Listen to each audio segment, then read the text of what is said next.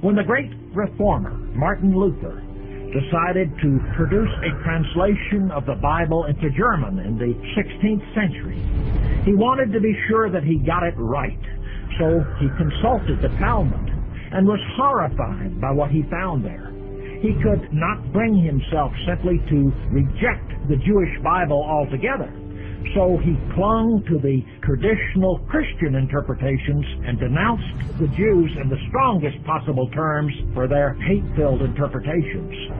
In his book, The Jews and Their Lies, Luther wrote, and I quote, "The sun never did shine on a more bloodthirsty and revengeful people than the Jews, who imagine themselves to be the people of God, and who believe that they should murder and crush the Gentiles.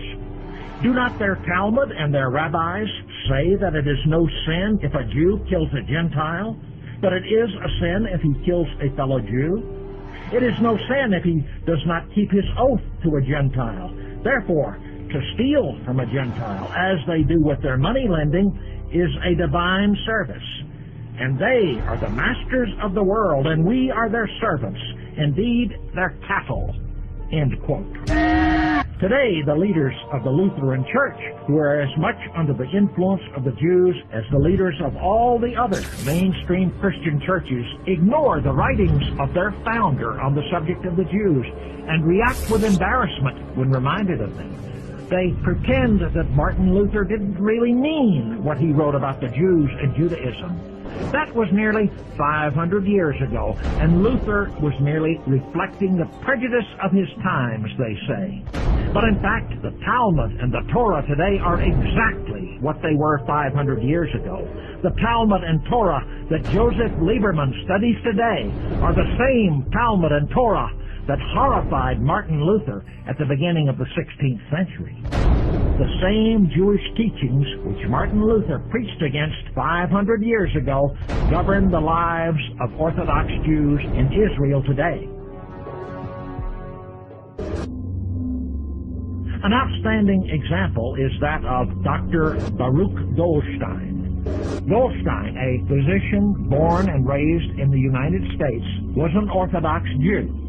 He immigrated to Israel and joined the Israeli army as a medical officer. In the army, he announced to his superiors that he would not treat wounded Gentiles. In 1985, after an Israeli soldier shot a Palestinian in the legs, the wounded Palestinian was brought to an army clinic where Goldstein was on duty.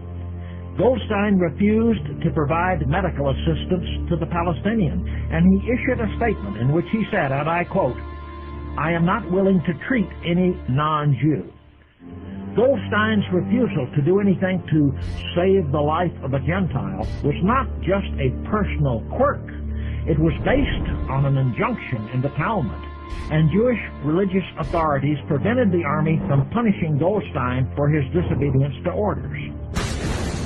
Despite his refusal to provide medical assistance to Gentiles, Goldstein was permitted to remain in the army as a medical officer with the rank of captain.